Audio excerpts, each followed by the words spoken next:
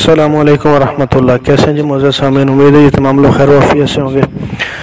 कुर्बानी 2022 के हवाले से आज इंशाल्लाह कुछ बताऊंगा। जो हमने छोटे छोटे 2-3 प्रोजेक्ट्स पे काम किया कुर्बानी के बकरों के हवाले से, तो वो इंशाल्लाह आपके साथ उनकी जो लागत वगैरह, जो उनका प्रॉफिट है, जो उनका टाइम पीरियड है, वो आपके साथ शेयर करूँगा। सबसे पहली चीज़, हमने जो मुझे सबसे ज़्यादा जो प्रॉफिट जिस काम में हुआ वो ये था कि हमने 150 जानवर डिलीवर करना था DHA फेज़ 2 में। तो उस प्रोजेक्ट में हमें सबसे ज़्यादा मुनाफा हुआ। मुनाफा इस वजह से हुआ क्योंकि हमारा जो टाइम था इसमें कम लगा। सिर्फ 2 चीज़ें जो मेन चीज़ें जिनकी तरफ मैं अमूमन आपको तवज्जो दिलाता रहता हूँ, वो हमारे पास ऑलरेडी मौजूद थी। सबसे पहले थोड़ा बहुत सरमाया मौजूद था, और दूसरा मेन जो हर काम में पहली चीज़ होती है वो ये थी कि हमारे पास जो गाहक हैं वो ऑलरेडी मौजूद थे। तभी हम इतना बड़ा रिस्क ले गए, क्योंकि हमारे पास गाहक ऑलरेडी मौजूद था, उनके साथ हमारी डील वगैरह हो चुकी थी। तो हमने ये 150 जानवर उठाया, एक फार्म से उठाया और वहाँ पे जाकर डिलीवर किया। टोटल हमारा जो है 3 दिन इस पर लगे, और 3 दिनों में हमें जो प्रॉफिट था वो 7,30,000 रुपये हमें जो है वो मिल गया। हमें 870 रुपये के हिसाब से, लाइव वेट के हिसाब से यहाँ फार्म से हमें जानवर मिले, और वहाँ पे 960 रुपये के हिसाब से हमें मिले। 90 रुपये 1 kg के हिसाब से लाइव वेट के हमें मिल रहा था। 8 से 10-12 रुपये हमारा जो है वो खर्चा हुआ जानवरों पे। तो 80 रुपये के लगभग जो है हमें प्रॉफिट हुआ 1 kg के हिसाब से। तो वो टोटल हमें 7,30,000 रुपये जो है इसमें मुनाफा हुआ। ये सबसे ज़्यादा था। वजह थी कि हमारे पास जो है गाहक ऑलरेडी मौजूद थे। दूसरा, हमने जो 3 महीने पहले जानवर लिए थे वो 12 जानवर हमने लिए थे। ये थोड़ा बहुत मैंने पहले बताया भी था आप लोगों को।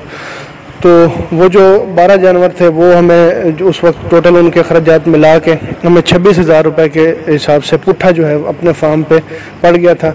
उन पे जो टोटल खर्चा था, खर्चा हमारा उन पे इस वजह से काम आया क्योंकि हमने ख़रीदे भी इसीलिए थे क्योंकि हमारे पास जो जंतर है या बाकी जो खुराक है वो मौजूद थी। तो उनका जो फीड कास्ट है वो कम आई। तो 38,000 रुपये टोटल जो है उनकी हमें 12 जानवरों की जो हमने कैलकुलेट किए फ़ी जानवर के हिसाब से, आखिरी जो 3 महीने थे उसमें हमारी जो 38,000 रुपये उन 12 जानवरों पे हमारा ख़र्चा आया खुराक का। तो 4,44,000 के वो हमने ख़रीदे थे। तो बाकी जो हमें उन पे जो टोटल मुनाफा आया वो 1,32,000 रुपये टोटल आया। 38,000 उन पर खर्चा था। तो 94-95,000, 1 लाख के लगभग उनमें हमें जो बचत हुई। ये 12 टोटल जानवर थे और 3 महीने हमने रखे थे। उसके बाद अगले जो थे 26 जानवर थे हमारे पास अपने घर के। 27 से एक मर गया, तो 26 जानवर हमारे पास मौजूद रहे। इनमें हमें मुनाफा इस वजह से कम हुआ है क्योंकि हमने इन पे जो मेहनत थी, जो इन पे फीड कास्ट थी, उस हिसाब से अगर बाकी जो दोनों प्रोजेक्ट थे उन हिसाब से इन पे जो है मुनाफा हमें कम हुआ है। क्योंकि ये 16 से 17 महीने हमने ये जानवर रखे, 26 जानवर, और ये 43,000 के हिसाब से पुट्ठा लगा। हमसे गलती ये हुई, जो आखिरी मंडी थी चौंट पुल मंडी, वहाँ पे हम सिर्फ अपने 7 जानवर लेके गए और वो 62-65,000 के हिसाब से, 60,000 के हिसाब से बिके। और बाकी जो जानवर थे हमारे 19 जानवर वो हमने इधर ही बेचे क्योंकि हम समझ रहे थे कि रेट जो है यहाँ पे हमें अच्छा मिलेगा जंग में। तो वो रेट अच्छा नहीं मिला। तो वो जो 7 जानवर हमने 62-65,000 के हिसाब से बेचे थे, वो लाहौर की गाड़ी थी, तो उनमें हमें रेट जो है अच्छा मिला। लेकिन हम ज़्यादा जानवर अगर लेके जाते तो मुमकिन है ज़्यादा बिकते। खैर ये तो मुकद्दर की बात है, जो नसीब में होता है वही होता है। तो बाकी जो जानवर थे, ये टोटल जो 26 जानवरों का पुट्ठा हमारे पास बना, कोई 30 का बिका, कोई 35 का। तो ये एक सादा सी कैलकुलेशन के हिसाब से 43-44,000 के हिसाब से हमारा वो पुट्ठा जो है ये 26 जानवरों का लग गया। लेकिन इन पर मेहनत आप देख लें, इन पर जो मेहनत हुई वो 16 से 17 महीने हमने ये जानवर अपने फार्म पे रखे। ये अपनी ही बकरियों के थे। तो टोटल इनकी जो फीड कास्ट थी वो थी 4,42,000 रुपये।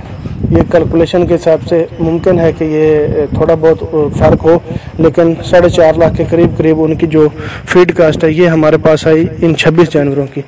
तो ये टोटल हमारा जो हमें इनसे प्रॉफिट हुआ, इनकी जो कीमत थी उसको निकाल के, ये पहले हमें ये वही बच्चे हैं जो हमने पिछले साल 20 बकरियां खरीदी थी, उनके नीचे 2-2 नर बच्चे थे और वो हमने 39 बच्चा पिछली कुर्बानी पे बेचा था।